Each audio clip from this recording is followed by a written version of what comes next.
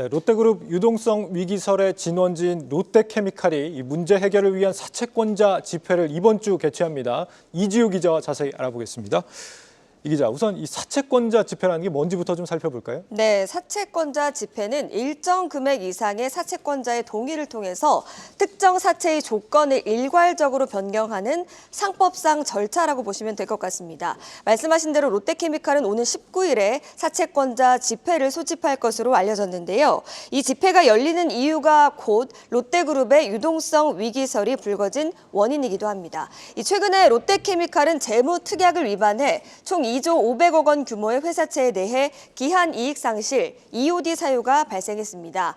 EOD란 쉽게 말해서 사채권자가 만기 이전에 대출금을 회수할 수 있게 됐다, 이런 뜻인데요. 롯데케미칼은 물론 그룹 전체가 이걸 갚을 능력이 없고 곧 유동성 위기에 빠질 것이라는 얘기가 돌았었습니다. 사채권자 집회에서는 문제가 됐던 이 재무특약 조정을 논의하게 될 것으로 보입니다. 그러니까 롯데케미칼 재무 상태가 기준에 못 미쳐서 채권자들이 빌려준 돈을 다시 회수해갈 위기에 놓였었다. 어떤 기준이 못 미쳤던 거예요? 네, 최근 3개년 평균 이자 비용 대비 상각전 영업이익이 5배 이상을 유지해야 된다. 이런 요건을 포함을 했는데요. 이걸 충족시키지 못했던 겁니다. 이 수치가 지난 9월 기준 4.3배에 그쳤기 때문인데요. 석유화학 업황이 크게 악화한 영향입니다. 매년 1조 원의 영업이익을 내던 롯데케미칼은 올해 들어서만 6,600억 원의 영업 손실을 기록했습니다. 이번에 열리는 사채권자 집회에서 롯데 측은 재무특약을 조정하기 위해서 그룹 상징인 롯데월드타워를 은행에 담보로 제공하는 초강수를 뒀는데요. 은행이 롯데케미칼 회사채의 신용보증을 서서 신용도를 보강하는 구조를 만든 겁니다. 이렇게 무보증 회사채가 은행 보증채가 되면 약정은 사실상 큰 의미가 없게 됩니다. 롯데는 사채권자에게 특약 조항을 유예하거나 완화하는 데서 나아가서 삭제까지 요구할 것으로 알려지고 있는데요. 업계에서는 사채권자 다수가 동의표를 던질 것으로 보고 있습니다. 문제가 됐던 약정 조항이 아예 삭제가 될 수도 있다. 그러면 리스크는 이걸로 해소가 되는 겁니까? 사실 그런 것만은 아닙니다. 이렇게 위기를 극복을 하더라도 신용도 하향 압력을 막기 어려운데 그게 좀 문제가 될 것 같습니다. 현재 롯데케미칼의 신용 등급은 AA, 등급 전망은 부정적입니다. 이 부정적인 전망대로 등급이 떨어질 경우에는 그룹 전체에 부정적인 영향을 끼칠 수밖에 없습니다. 실제로 지난해 6월 롯데케미칼의 장기 신용 등급이 AA 플러스에서 AA로 하향 조정이 되면서 롯데그룹 통합 신용도가 하락하는 등 연쇄적인 파장이 있었습니다.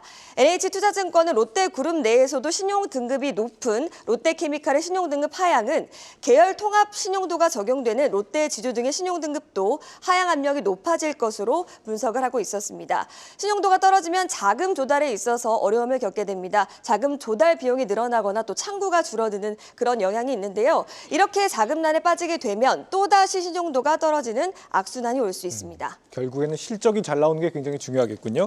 이런 불안감을 잠재우기 위해서 최근에 이제 롯데 렌탈도 매각을 하고 유동성 확보에 열을 올리고 있는 상황인데 사업 구도에도 좀 변화가 예상이 된다고요? 네, 아시는 것처럼 원래 롯데의 주력은 유통업이라고 할 수가 있겠어. 다만 2016년 삼성그룹의 화학 계열사를 3조 원에 인수를 하고 이 석유화학이라는 것 자체를 롯데그룹의 핵심 산업으로 좀 육성을 했습니다. 신동빈 회장이 1990년 일본에서 넘어와서 처음 경영 수업을 받은 곳이 롯데케미칼의 전신인 호남 석유화학입니다. 그만큼 각별한 애정을 갖고 있었던 것으로 알려지고 있습니다. 2021년에는 그룹 전체 매출에서 화학군이 차지하는 비중이 32.6%로 처음으로 유통군을 넘어서기도 했는데요. 지금은 공급 과잉에 따른 업황 부진으로 힘을 쓰지 못하고 있습니다. 화학군에 밀려 있었지만 그룹의 한 축을 기복 없이 맡았던 유통군의 경우에는 다시 떠오르고 있습니다. 이번 롯데그룹 정기 임원 인사에서 화학군 최고 경영자 13명 가운데 10명이 옷을 벗었지만 유통이나 식품군 CEO는 유임됐죠. 롯데 측은 유통과 식품사업군은 성장이 유망한 해외 신시장 개척에 집중할 것이라고 밝혔습니다. 롯데쇼핑은 지난해 9월 베트남의 롯데몰 웨스트레이크 하노이를 열었고 올해 동남아시아 공략을 위한 인터내셔널 헤드쿼터 조직을 설립할 예정입니다. 또 롯데리아를 운영하는 롯데 GRS, 롯데 칠성, 롯데 웰푸드 등 식품군도 해외 유통망 확장에 드라이브를 걸고 있습니다. 네, 롯데그룹 사채권자 집회 이슈 이지우 기자와 알아봤습니다.